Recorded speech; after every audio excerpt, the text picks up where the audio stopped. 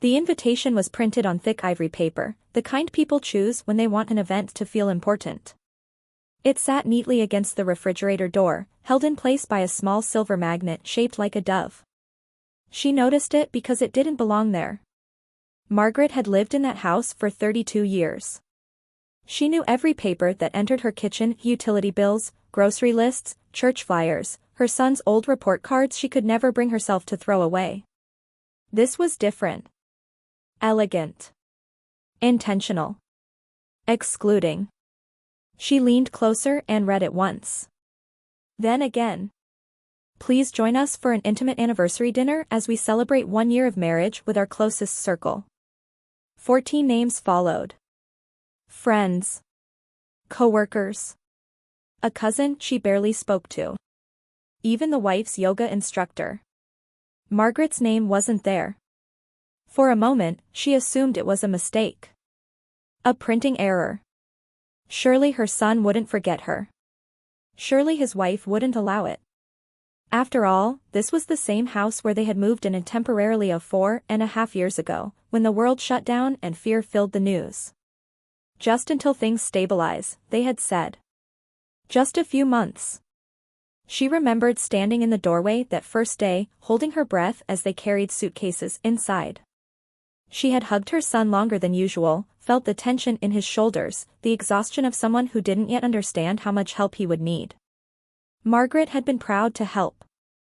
She had been proud when she paid off their student loans so they could start fresh. Proud when she co-signed for the car and then quietly paid the payments herself because money was tight. Proud when she covered the insurance, the phones, the groceries, the repairs, the streaming subscriptions they forgot to cancel. She told herself this was what mothers did. Now she stood alone in the kitchen, the hum of the refrigerator louder than it had ever been, staring at proof that somewhere along the way, she had stopped being family and become invisible. That evening, she waited. She didn't confront them immediately. Margaret had never been a dramatic woman. She believed in timing, in choosing the right moment. She made dinner as usual, set 3 plates on the table, poured water into the glasses she had bought years before. They talked about nothing important. Work stress.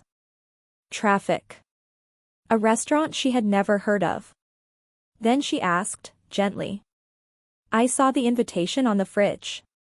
Her son froze. His wife didn't. Oh, that, she said, waving her hand as if dismissing a fly. It's just a small thing. You know how you don't like fancy restaurants anyway. Margaret waited for her son to say something. He didn't. She felt something shift inside her, not break, not shatter, but settle. Like a door quietly closing. She nodded once. I see. That night, she lay awake in the bedroom she had slept in since her husband died, listening to the house breathe around her. She thought about every check she had written.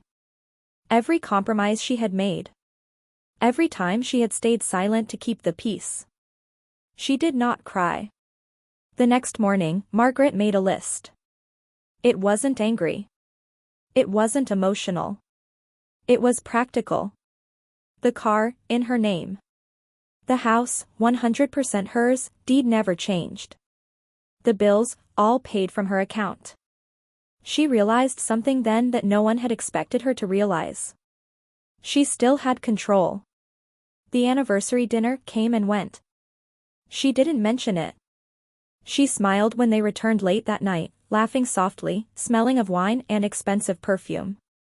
The following week, she sold the car. She didn't announce it. She didn't argue. She simply left an envelope on the counter with a copy of the bill of sale and a typed letter.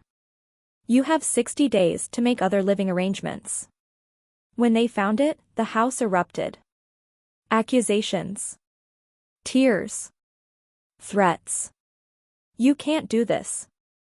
This is elder abuse. You're not thinking clearly. Margaret listened quietly. She would soon learn that silence, when backed by truth and paperwork, was the loudest weapon of all. When people later asked Margaret why she had let it go on for so long, she never answered right away.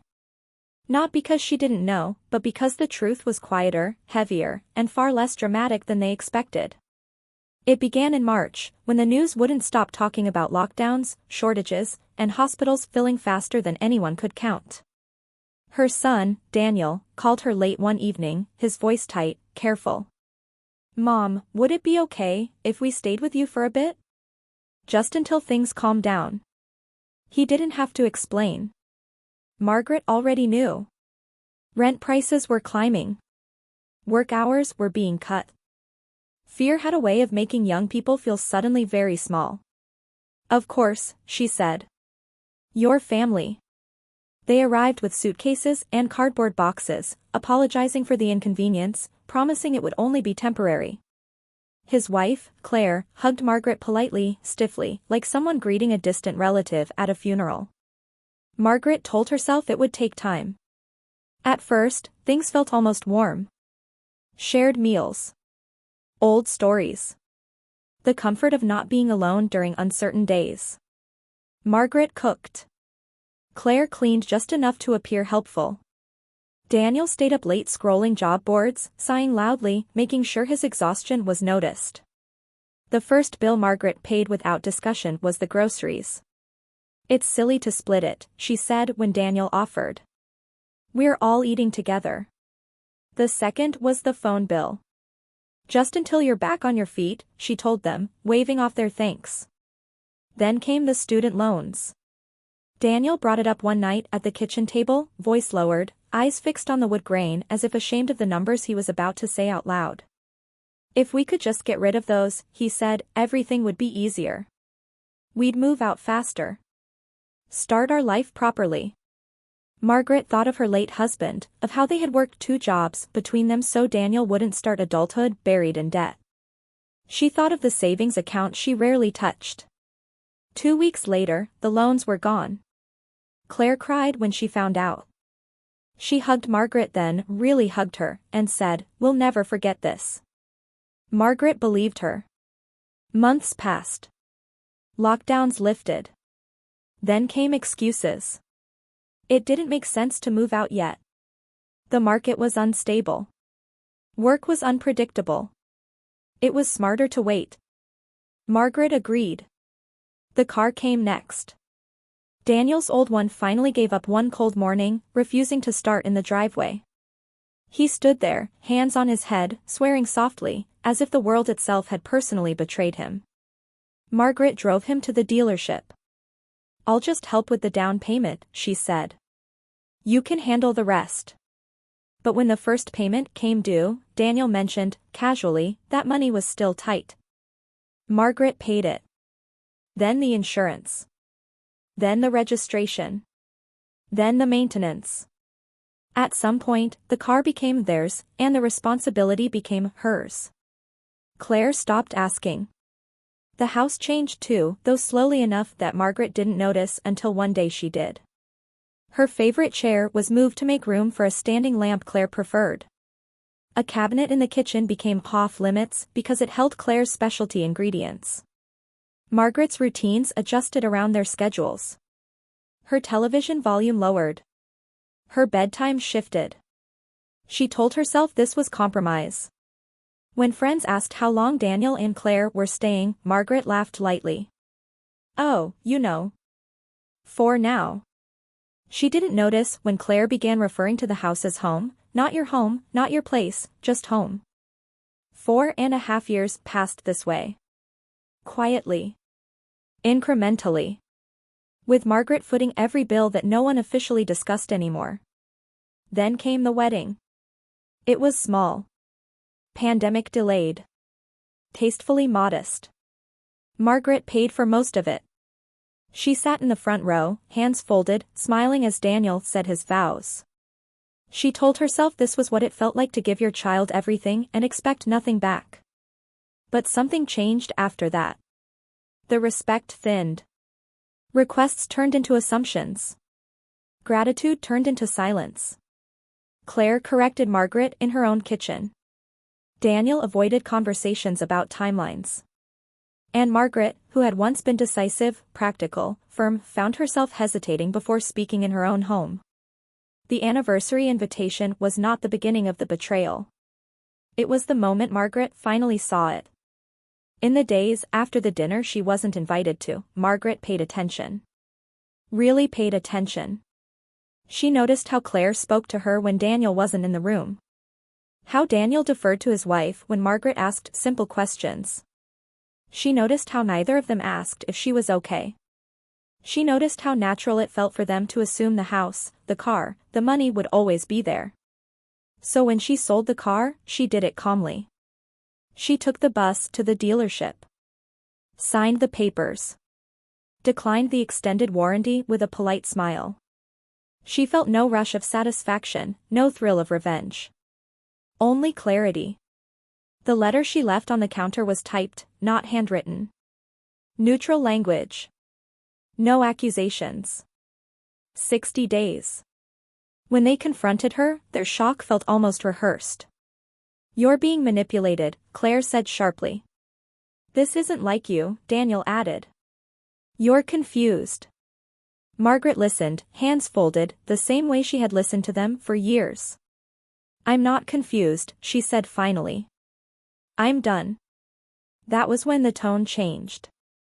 Concern replaced anger, too quickly, too precisely. Claire mentioned a doctor she knew. Daniel talked about stress, memory, vulnerability. The words elder abuse entered the room like a threat disguised as help. Margaret realized then that the kindness she had offered them had taught them something dangerous. That she could be controlled. They were wrong. Because Margaret still had her mind. Her paperwork. And the law. And soon, she would need all three. It was the sort of morning Margaret had grown accustomed to over the past few years. Quiet. Predictable. The hum of the refrigerator, the click of the coffee machine, the soft rustle of her cat moving from the living room to the kitchen. But that morning, there was something different. Something foreign in her own home. On the refrigerator door, among the scattered magnets holding up grocery lists, old-school photos, and reminders, there was a new addition, an invitation. Elegant. Heavy stock. Cream-colored, with delicate cursive writing. "Please join us for an intimate anniversary dinner as we celebrate 1 year of marriage with our closest circle." Margaret paused, her hand hovering over the magnet. 14 names followed on the invitation. Friends, colleagues, acquaintances. Everyone who mattered to Daniel and Claire. Except her. Her stomach tightened. She looked around the kitchen as if the room itself could explain this oversight. Surely, it was a mistake, she whispered to herself. She carried it to the dining table, examining it closely. She traced the edges with her fingers, reading and rereading the words. There was no mistake. This was deliberate. Margaret remembered that she had supported Daniel and Claire in every imaginable way over the last 4.5 years. She had paid off their student loans. Bought them a car. Covered every insurance and phone bill. Cooked meals when they couldn't. Helped them with house repairs. Gently reminded them of bills, appointments, and deadlines. She had been patient. She had been generous. She had been everything. And yet, she wasn't included. Margaret felt a flash of anger, but it was quiet. Subtle. Not the fiery, shouting anger of a woman wronged, but the deep, cold realization of betrayal. She set the invitation down carefully, almost reverently, as if she were handling something fragile, dangerous, and decisive. She didn't confront them immediately. Margaret had learned over the years that timing was everything. She brewed a cup of tea, sat at the kitchen table, and let the words sink in. She remembered every little favor she had done. Every dollar she had spent. Every sleepless night she had endured to ensure her children's comfort. And now, this. That evening, she waited until Daniel and Claire returned home. The aroma of their perfume, the sound of their keys jangling in the door, the laughter from their quiet, intimate dinner, she heard it all. Margaret remained seated at the table, sipping her tea as though she were reading a newspaper. Her face was calm, almost serene. Inside, the wheels were turning. Mom, dinner. Daniel said cheerfully, carrying a bouquet of flowers. You didn't eat yet? Margaret looked up, smiling faintly. I did, she said. I had tea. Claire stepped inside, brushing her hair behind her ear. Mom, she said, a little too brightly, did you see the invitation? It's just a small thing. Yes, Margaret replied, her voice soft but firm. I saw it. Oh, you know, Claire continued, waving a hand, you always say you don't like fancy restaurants. That's why we didn't include you. Margaret held her gaze. There was no tear in her eye, no quiver in her voice. She only nodded. I see, she said. They expected her to protest. To cry. To beg. To argue. They expected the drama they had grown used to over the years of quiet manipulation and assumed control. But Margaret did none of those things. That night, she went to bed early, leaving the dining room spotless, the invitation carefully placed back on the fridge. She lay awake, staring at the ceiling, thinking about every moment she had sacrificed for them. Every loan she had paid. Every late-night drive, every repair she had overseen, every sacrifice she had made. For the first time in years, she allowed herself to feel the weight of it all, not with shame, not with regret, but with clarity. The next morning, she began the practical work that had always been her way of coping with disappointment, lists. She made a list of everything she had paid for. The loans, the car, the insurance, the bills, the groceries. She made a list of every piece of furniture she had bought that now filled the living room, the kitchen, the bedrooms. She wrote down the house deeds, the mortgage payments, and every improvement she had overseen. Margaret realized something crucial. She had given them everything they needed to live comfortably, but she had given them too much power in her absence. They had taken her generosity for granted, believing it was endless, unquestioned, and their due. That realization brought no fury. Only focus. She understood that this was not the time for confrontation, not yet. It was the time for strategy. She began with small steps. First, she researched property laws, power of attorney regulations, and inheritance rights. Then she called her lawyer to confirm the ownership of the house, the car, and the accounts. Every piece of paper was in order. Every legal safeguard was intact.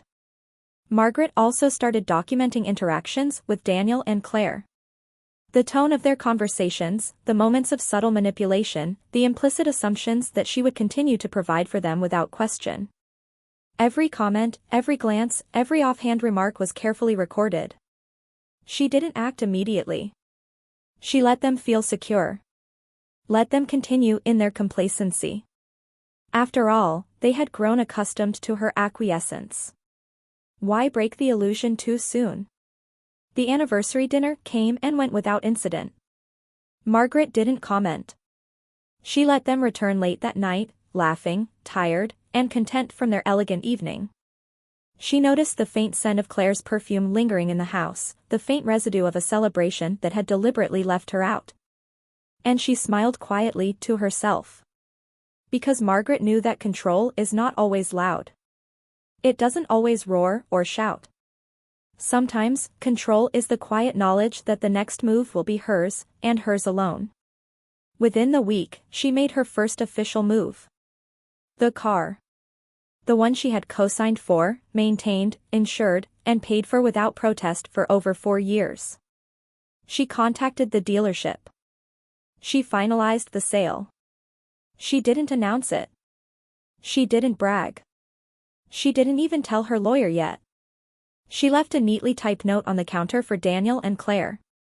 The car has been sold. Please make other arrangements for transportation. You have 60 days to vacate the premises. The note was calm, clinical, and unarguable. She didn't yell. She didn't cry. She didn't beg.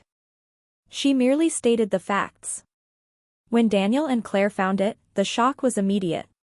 You can't do this. Daniel shouted. This isn't your place. This isn't right. Claire added, Mom, you're being unreasonable. This is elder abuse. You can't just. Margaret listened quietly. She didn't flinch. She didn't respond.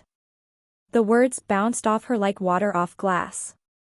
Because Margaret understood something they did not, true power lies not in emotion, but in facts, in preparation, and in the quiet confidence that comes from knowing you are standing firmly on your own ground. The house, the furniture, the money, the legal papers, everything was hers. She had nurtured it, protected it, and ensured it would never be taken without her consent. And now, finally, she would enforce the boundaries she had long neglected. And so began the countdown. 60 days. Not a day more, not a day less. In that moment, Margaret realized something profound: she had not failed as a mother.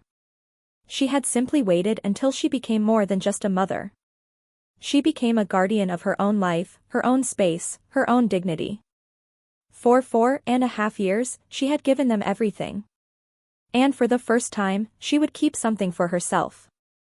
The house was unusually quiet that night. Daniel and Claire had returned from their anniversary dinner, laughing, carrying faint traces of expensive perfume and the aroma of gourmet food. Margaret sat in the living room, her knitting untouched on her lap, the television off. She listened to their voices echo through the hallway, the clink of glasses from their celebratory night. Her hands rested calmly in her lap. She did not rise to greet them. She did not ask about their evening. She did not complain about being excluded. And she did not cry. It wasn't that Margaret lacked emotion. On the contrary, she had spent the past 4.5 years pouring her heart, time, and money into this family. Every loan she had paid off, every car payment she had made, every late-night repair or phone call, it had all come from love. But tonight, she had discovered a new feeling: quiet resolve. Daniel noticed immediately. "Mom," he said cautiously, entering the living room, "are you okay?" Margaret looked up at him with calm, steady eyes. "I'm fine," she replied. No tremor. No tears. Only clarity. Claire appeared behind him, her arms folded, her smile tight. "You know," she said, "you really don't have to make such a big deal out of it." Margaret didn't flinch. She kept her hands folded, her posture perfect. She listened as they spoke, each sentence laced with polite guilt, subtle manipulation, and, eventually, thinly veiled accusations. "You're being dramatic," Claire said. "This is just a dinner. We didn't exclude you intentionally. You know that." Daniel added, "It's not about the money or the house, Mom. You're thinking too much into this. We just wanted a quiet celebration." Margaret leaned back in her chair, letting their words wash over her. She had expected all of this. The excuses, the justifications, the attempt to manipulate her emotions. They had grown comfortable with her acquiescence, assuming that she would continue to give without protest. Tonight, she would prove them wrong. She didn't shout. She didn't argue. She didn't even raise her voice.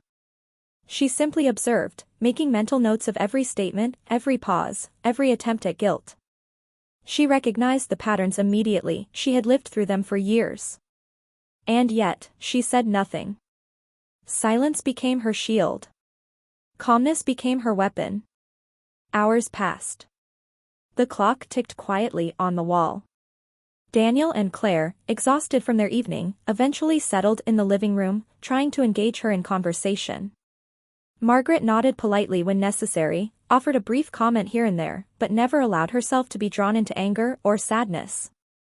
Instead, she thought. She thought of the loans she had paid off. The car she had bought. The insurance, the groceries, the bills. Every dollar, every act of generosity, every moment of patience, they had treated as entitlement. She realized that in their eyes, her love had a price, and that price was endless compliance. Margaret's mind worked in quiet, deliberate movements, calculating her next steps. She didn't need drama, she needed precision. She didn't need confrontation, she needed boundaries enforced. Her plan was simple: reclaim what was hers. The first step would be the car. The one she had co-signed, insured, maintained, and repaired over the years. She had arranged to sell it that morning. By the time they woke up, it would be gone, along with a neatly typed note stating that they had 60 days to vacate. The second step would be the house. The deed was in her name, the mortgage fully paid, the legal ownership clear. She had confirmed everything with her lawyer. No room for dispute. She smiled faintly to herself. It was strange, this satisfaction she felt, not of revenge, but of justice. She had nurtured, protected, and provided for her children. And now, she would protect herself. Daniel, sensing her calm, grew frustrated.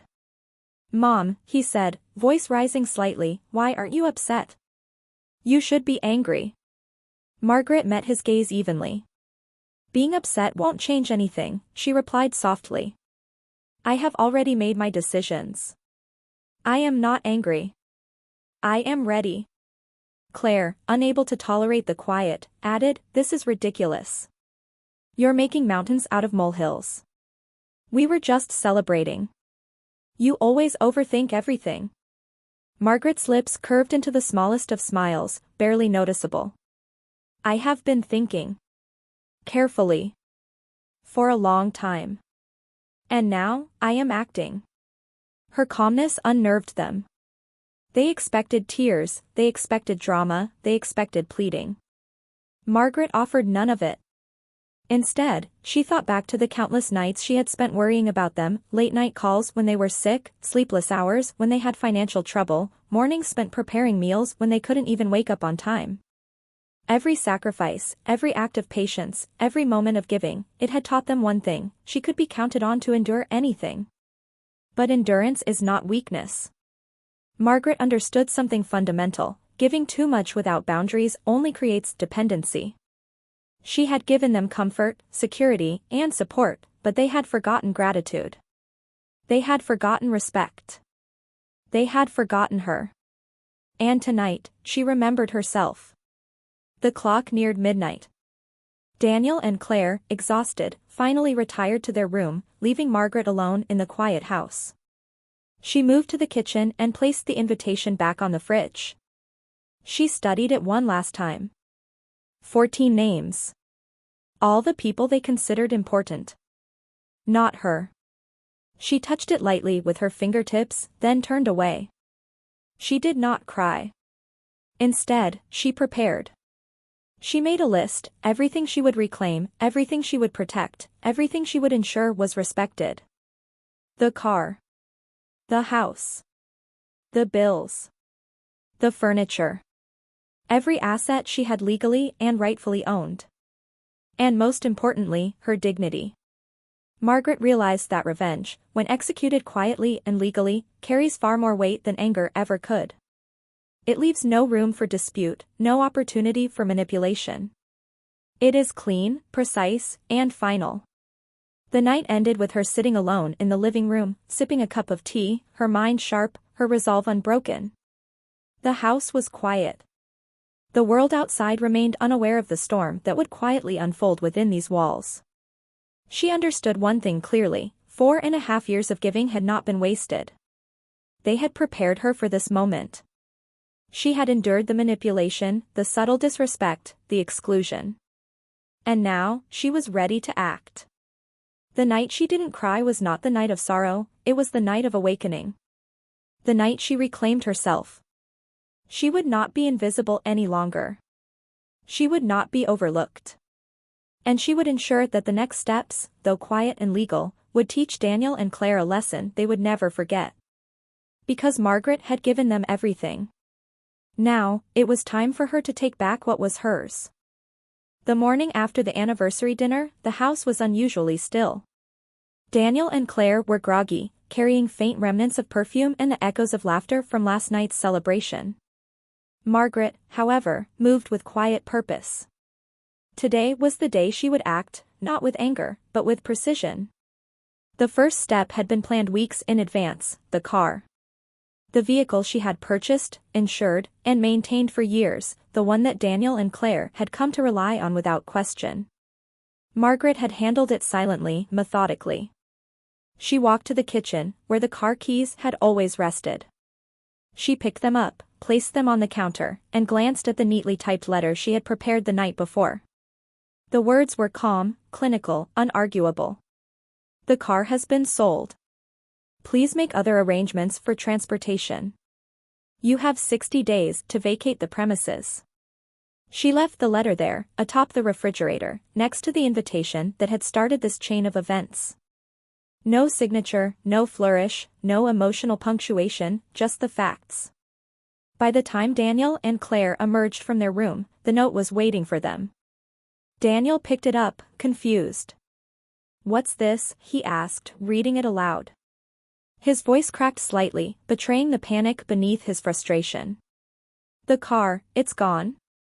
Claire's voice rose in disbelief. "You can't do that. We need it." Margaret remained seated at the table, sipping her coffee calmly. Her expression was serene. She did not answer. She didn't need to. The note said everything. Daniel's confusion turned into anger. "Mom. You can't just do this. That car was practically ours." Margaret placed her cup down slowly. "The car was always in my name. I paid for it, insured it, maintained it. It is legally mine. You relied on my generosity, and now you must find alternatives." Claire's frustration erupted. "This is absurd. You're being unreasonable. You can't just." Margaret's eyes met hers. Calm, steady, unshakable. "I can. And I have." For a moment, silence filled the room. It was not the silence of fear, but of realization. Margaret was not the woman they had assumed she was. She was not the mother who would bend endlessly for their comfort. She was something else entirely, a woman reclaiming her life, her property, and her dignity. The next step was the house. Margaret had owned it entirely for years, but she had allowed the illusion that Daniel and Claire were part of the ownership. She had watched them make small claims, rearrange furniture, and treat her home as if it belonged to them. No more. She contacted her lawyer, confirming the deed, the mortgage, and her full ownership. Every document was in perfect order. Every payment had been made. There was no legal challenge that could stand against her. She drafted another letter, clear and firm. You have 60 days to vacate the premises. Failure to do so will result in legal action. All personal property left behind after this period will be considered abandoned. No emotion. No plea. No explanation. Only facts. When Daniel and Claire read the letter, the reactions were immediate. Daniel's face turned red, his hands shaking slightly as he crumpled the paper in frustration.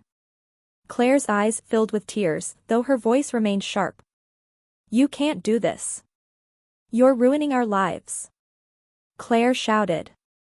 Margaret responded only with a measured tone. I am restoring boundaries. I am not ruining anything.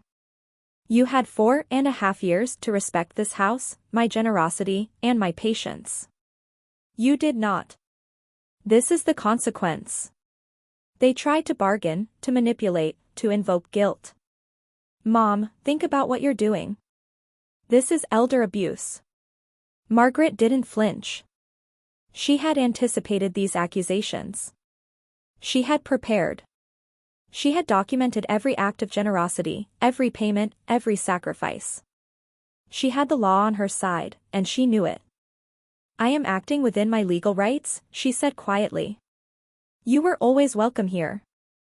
That welcome had limits. You have reached them. Days passed. Daniel and Claire attempted every tactic they could think of, pleading, guilt, false claims of concern for her health, even threats of calling concerned physicians to question her mental state. Margaret listened. She nodded politely when necessary, but she did not respond emotionally. She maintained her calm, her precision, her authority. The countdown continued. Every day, Margaret felt a growing sense of empowerment. 4.5 years of giving had not been in vain, they had prepared her for this moment. She had endured manipulation, disrespect, and exclusion. Now, she would reclaim her life. The car, the deed, the letter, they were more than objects and words. They were symbols of her autonomy, her boundaries, and her ability to act decisively. Margaret understood something that Daniel and Claire did not: generosity without boundaries is dangerous. It creates dependency, entitlement, and disrespect. By reclaiming what was hers, she was teaching the hardest lesson of all, that love does not mean submission, and patience does not mean weakness. By the end of the 60 days, Margaret had watched Daniel and Claire scramble. They sought alternative housing, temporary rentals, and borrowed cars. They attempted to challenge the deed, to question the sale of the car, to invoke sympathy. Margaret met each attempt with calm, evidence-backed responses. Every legal document, every payment record, every act of generosity was a shield against their claims. In the courtroom, Margaret presented herself as calm, composed, and unwavering. Daniel and Claire, despite their arguments and attempts at manipulation, found no footing. Every claim was countered with evidence. Every accusation was met with documented proof. The judge listened carefully, reviewing the documentation, the letters, the proof of ownership, and the timeline of events. When the verdict came, it was clear and indisputable: Margaret had acted within her rights. Daniel and Claire had no claim to the house, the car, or the furniture they attempted to contest. Margaret walked out of the courtroom with her dignity intact. The car was gone. The house was hers. Every legal challenge had been met and overcome. She had reclaimed not only her property but her respect, her boundaries, and her sense of self. Daniel and Claire, exhausted and defeated, realized too late that their assumptions about entitlement and control had blinded them. They had relied on her love and patience, mistaking it for weakness. Margaret had proven otherwise: true strength is quiet, deliberate, and unwavering.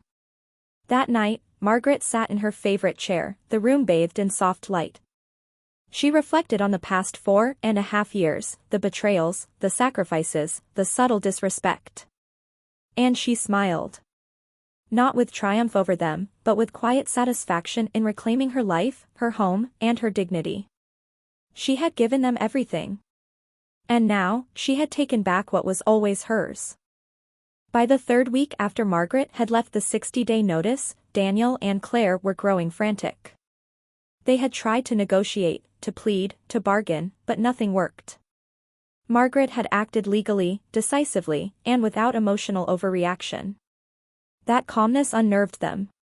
They realized that if they wanted to regain control, they needed outside authority, someone who could challenge Margaret's judgment or suggest that she was no longer capable of managing her affairs. Claire was the first to mention it. "We should call someone," she said one night, her voice tight with desperation. "A doctor. Someone who can say she's not thinking clearly." Daniel hesitated. "You mean, like a concerned physician?" "That sounds extreme." "It's not extreme," Claire snapped. "It's necessary. If we don't do this, Mom will take everything. She's already sold the car. We're losing our home. We have to act." Margaret, meanwhile, was unaware of the plan. She continued her days quietly, grocery shopping, paying bills, organizing the house. She kept her calm, measured demeanor. Then came the phone calls. First, it was the insurance company. Then, the bank. They began asking questions, some innocuous, some pointed. Margaret answered politely, without alarm. Everything was in order, every account was hers, every signature verified. Then the first call came. A nurse from a local agency asked questions about Margaret's well-being, prompted by what Daniel and Claire had reported. "We received a concern," the nurse said. "About her mental state. About her decision-making abilities." Margaret remained calm. She explained clearly that she was in full control of her finances, her home, and her health. She answered every question with documented proof, bank statements, property deeds, medical records confirming her sound health. The nurse left, somewhat flustered. She hadn't expected such preparation. But Daniel and Claire did not relent. They contacted a physician, someone they claimed had a concern about Margaret's mental fitness. They requested a formal evaluation. When Margaret received the call from the physician's office, she listened politely.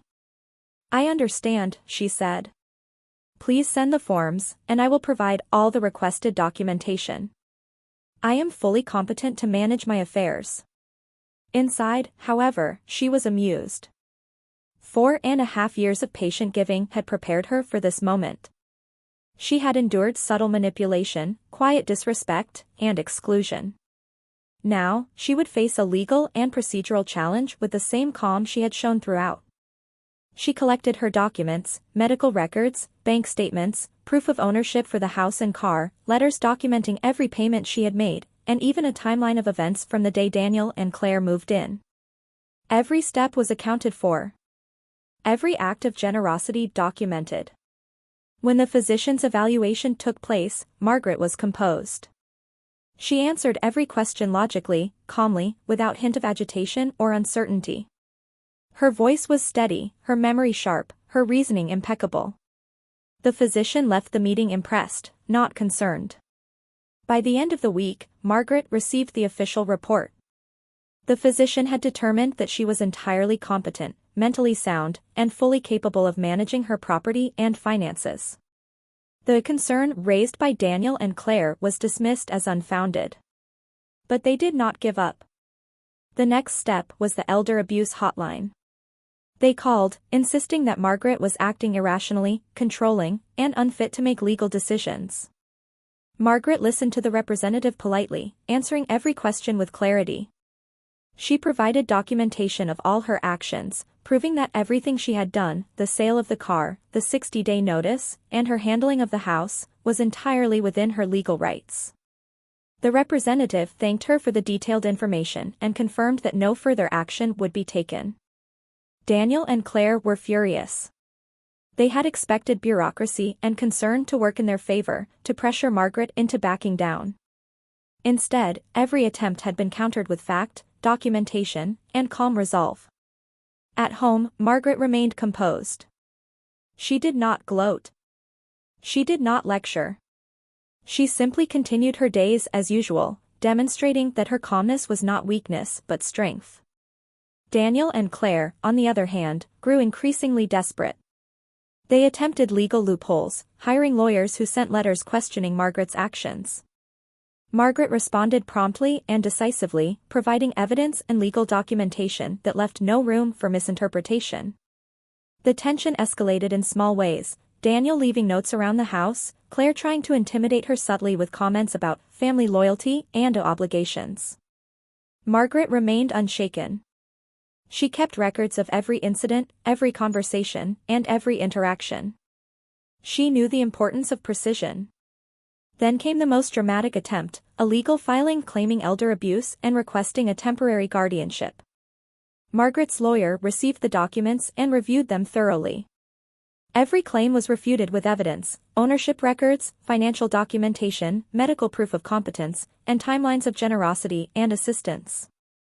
When the case was brought before the court, Margaret presented herself calmly, with every detail meticulously documented. She didn't need to raise her voice. She didn't need to beg for understanding. The facts spoke for themselves. Daniel and Claire attempted to argue emotionally, to sway the court with pleas about love, family obligations, and concern for her well-being. But Margaret had already anticipated every angle. Her evidence was undeniable. Every act of generosity, every payment, every sacrifice she had made was on the record. The judge listened carefully, examining the timeline, reviewing documentation, and noting the clear legal ownership of the car, the house, and the property within it. When the verdict was announced, it was decisive. Margaret had acted entirely within her rights, fully competent, and legally justified in every decision she had made. Daniel and Claire were stunned. Every attempt at manipulation had failed. Every desperate tactic had been countered. The court had sided with Margaret. Margaret walked out of the courtroom with her dignity intact, her resolve stronger than ever. She had not only reclaimed her home and property, but she had also demonstrated that patience, documentation, and calm resolve are more powerful than anger, manipulation, or false claims. That night, back at home, she sat quietly in her living room. She looked around at the house that was now fully hers, the furniture she had purchased and maintained, and the life she had built with patience and careful generosity. She felt an overwhelming sense of calm. Daniel and Claire were no longer able to intimidate her. They had attempted every tactic, emotional manipulation, false medical concerns, legal threats, but Margaret had remained steadfast. She had turned their desperation into evidence of her strength, their attempts at control into a demonstration of her autonomy. 4.5 years of giving had prepared her for this moment. The calm she had maintained, the patience she had exercised, and the meticulous records she had kept had all converged to protect her home, her property, and her dignity. Margaret smiled softly. She had endured betrayal, exclusion, and manipulation, but she had emerged unbroken. Stronger. Wiser. In control. For the first time in years, she felt entirely at peace. The courtroom was nearly silent when Margaret entered. Sunlight streamed through tall windows, illuminating the polished wood and the rows of seats that had been empty for years. But today, Daniel and Claire filled the room with restless energy, whispering nervously to each other, papers clutched in trembling hands. Margaret walked calmly, holding nothing except a small folder. Inside were the records of every payment she had made, every loan she had covered, every repair, every bill, every document proving her legal ownership of the house and car. She did not glance at her children. She did not show anger. She did not betray the slightest sign of fear or hesitation. The judge, a stern woman with sharp eyes and a reputation for fairness, looked over the files in front of her. Margaret had been advised to let her lawyer speak first, but she chose to remain standing. Her presence alone, calm and unwavering, spoke volumes. Daniel attempted to speak first. "Your Honor," he began, his voice shaking despite his attempt at authority, "my mother is acting irrationally. She's removed our car, sent us a 60-day notice, and changed the deed of the house without considering our well-being. We believe this is elder abuse." The judge raised a hand. "Mr. Daniel, I will hear the evidence. Not the accusations." Claire jumped in, her words rushing out. She's manipulative. She's controlling. Margaret did not flinch. She didn't need to. Her lawyer stood, calm and precise. "Your Honor, we are here to address claims of elder abuse and concerns about mental competence. The facts are clear and documented. The property in question, the house, the car, all furniture, is legally and fully owned by Ms. Margaret. All actions taken were within her rights and fully documented. There is no evidence of coercion, manipulation, or incompetence. Every claim made by Daniel and Claire is unsupported by facts." The judge examined the documents. She looked at Margaret, then at her children, then back at the paperwork. There was no ambiguity. Margaret had anticipated every claim, every angle. She had meticulously documented the 4.5 years she had spent supporting them, the student loans, the car purchase and insurance, the bills, the groceries, even subtle acts of care and generosity that her children had taken for granted. Every act that could have been twisted into a story of coercion had been documented and presented truthfully. The silence that followed was heavy. Daniel and Claire realized, for the first time, that their words and accusations had no weight here. Margaret's calm, precise preparation had stripped them of power. Her lawyer continued, pointing to the timeline of events. "Your Honor, the 60-day notice was issued after attempts at negotiation and discussion failed. The sale of the car was legally hers. The home remains her property, as confirmed by the deed and mortgage records. The claims of elder abuse are not only unsubstantiated, they are contradicted by the evidence. Ms. Margaret has acted prudently, legally, and responsibly at all times." Margaret herself remained seated, quietly observing. She did not speak unless spoken to. Her calm presence contrasted sharply with the anxiety and agitation of Daniel and Claire. Every whisper, every gesture of frustration they made only reinforced the perception of their entitlement, impatience, and lack of respect. The judge finally leaned back, steepling her fingers. "I have reviewed all submitted documentation and heard the testimony. It is clear that Ms. Margaret is fully competent, has acted within her legal rights, and has provided thorough evidence for all decisions made regarding her property and possessions. The claims brought forth by Daniel and Claire are dismissed. Daniel's face paled. Claire's lips trembled. They had expected a challenge, a delay, perhaps some leverage. Instead, the verdict was swift, decisive, and final. The courtroom, once filled with tension, seemed to exhale. Margaret's lawyer closed the folder, and she stood, acknowledging the judge with a polite nod. She did not gloat, did not smile, did not offer commentary. Her victory was silent, absolute. After the ruling, the family attorney attempted to salvage some dignity. "Perhaps we can discuss arrangements amicably?" Daniel said, voice low. Margaret shook her head gently. "All arrangements have already been clearly communicated. The 60-day notice remains in effect. Everything else has been settled legally and appropriately. That is all I have to say." Outside the courtroom, reporters who had heard whispers of the family drama attempted to ask questions. Margaret declined, maintaining her quiet dignity. She had not come for attention. She had come for justice and the protection of her life and property, and that had been achieved. Daniel and Claire left the courthouse in silence, their plans undone, their attempts at manipulation and intimidation utterly defeated. For the first time, they understood that the mother they had underestimated was not only competent but formidable. Margaret returned to her home, walking through the familiar halls that she had nurtured and maintained for decades. She passed by the furniture she had purchased, the rooms she had kept immaculate, the house that had witnessed decades of family life. Every step she took reaffirmed her ownership, her control, her dignity. Sitting in her favorite chair, she reflected on the events of the past months. She thought about the dinner invitation she had found on the fridge, the exclusion, the subtle disrespect, and the manipulation. She thought about the 60-day notice, the sale of the car, the letters, the documentation, and the calm she had maintained throughout. Margaret realized that strength is often quiet. That patience, preparation, and calm resolve are more powerful than anger, manipulation, or entitlement.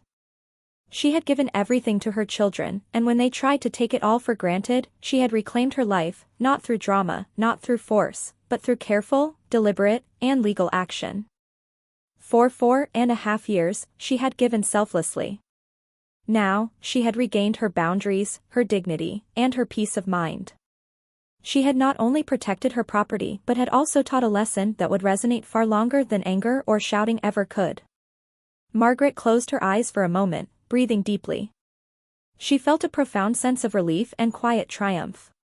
The courtroom battle had ended, the verdict had been delivered, and her home, both the physical space and the sanctuary it represented, was hers. Daniel and Claire had learned a hard lesson about entitlement, respect, and boundaries. Margaret had shown that generosity does not mean weakness, and patience does not mean passivity. True strength lies in calm resolve, preparation, and unwavering dignity. And as she sat in her living room that evening, surrounded by the life she had built and protected, Margaret understood the most important truth of all: she had endured betrayal and exclusion, yet she had emerged stronger, wiser, and more in control than ever before. She had given them everything. And in the end, she had taken back what was always hers. The house was quiet that morning.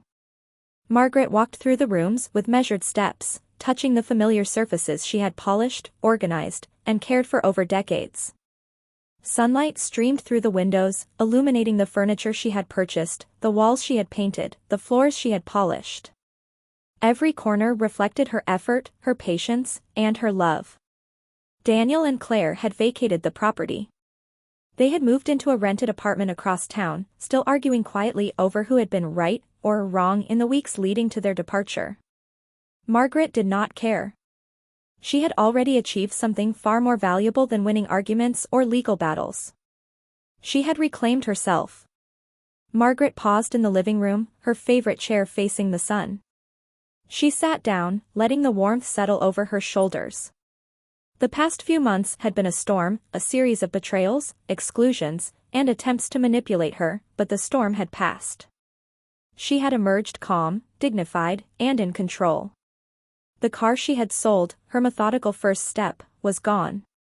The 60-day notice had served its purpose. The letters, the documentation, the calm enforcement of boundaries, they had all led to this moment. Margaret smiled softly. She had acted not out of anger or revenge, but out of necessity, clarity, and self-respect. For 4.5 years, she had given Daniel and Claire her love, her resources, her time, and her energy. She had supported them through student loans, paid for groceries, bought cars, covered insurance, and accommodated their every need. She had even foregone her own convenience, shifting her routines to match theirs. And yet, they had taken it all for granted. The anniversary invitation on the fridge had been the final catalyst. The deliberate exclusion, an elegant, glossy reminder of how little her presence truly mattered to them, was the moment she realized that giving without boundaries had allowed disrespect to grow. She had given everything, yes, but she had also learned the importance of protecting herself. Margaret reflected on the lessons she had internalized. Generosity is powerful, but without limits, it can be exploited. Patience is virtuous, but it must be paired with assertiveness. Love is selfless, but it does not mean surrendering dignity or authority. The legal battle, though stressful, had validated her preparedness and resolve.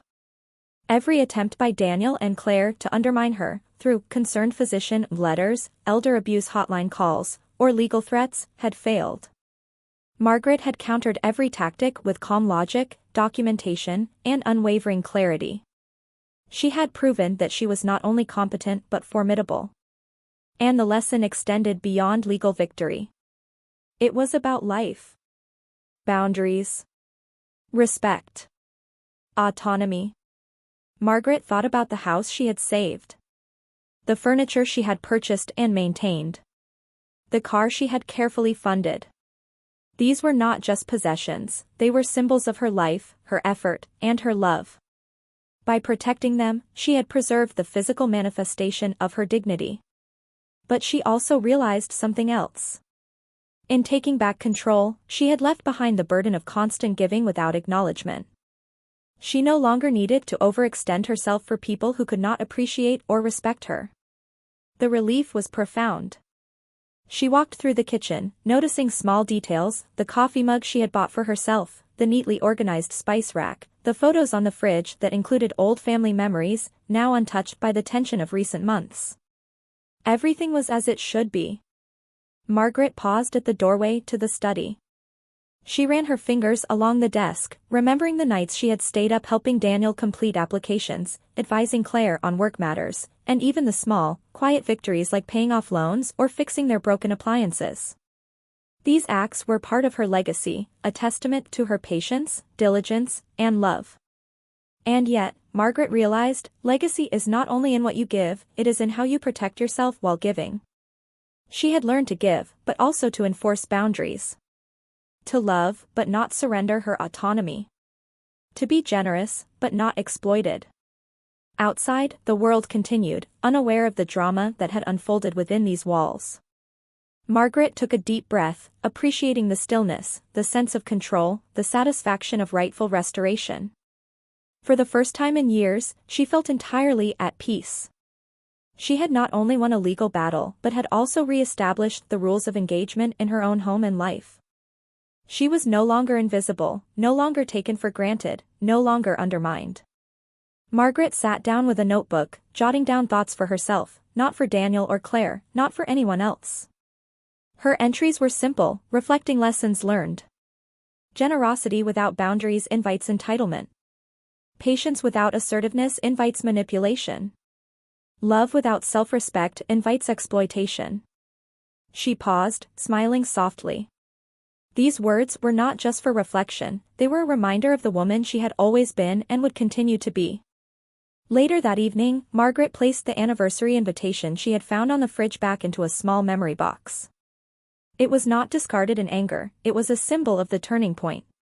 It represented the moment she realized that her love and patience had limits, and that respecting herself was just as important as caring for others. The house was hers. The furniture, the belongings, and the property were hers. Her dignity, autonomy, and peace of mind were hers. She had taken back everything that mattered. And yet, she also left behind a lesson for Daniel and Claire, one they would carry with them far longer than any argument or legal filing. Respect cannot be assumed, entitlement cannot replace gratitude, and love cannot exist without boundaries. Margaret understood that she had given them everything: support, care, financial assistance, patience, guidance. But she had also shown that generosity must be paired with self-respect and assertiveness. By doing so, she had not only preserved her possessions but had safeguarded the essence of her identity. In the quiet of her living room, surrounded by everything she had protected and reclaimed, Margaret felt a profound sense of triumph, not of anger, not of revenge, but of justice, dignity, and clarity. She had endured, she had given, and she had reclaimed. And now, Margaret could finally live freely, without manipulation, without guilt, and without fear. For the first time in years, she felt entirely at peace. Some lessons don't need words. They stay in the heart. Love should never make you feel invisible. Respect should never be optional. If this story touched you, remember. Choosing peace is not selfish. It is survival. Thank you for listening. Stay strong. Stay kind. And never forget your worth. If this story touched your heart, please hit the like button. And don't forget to subscribe for more heartfelt stories on All Hub.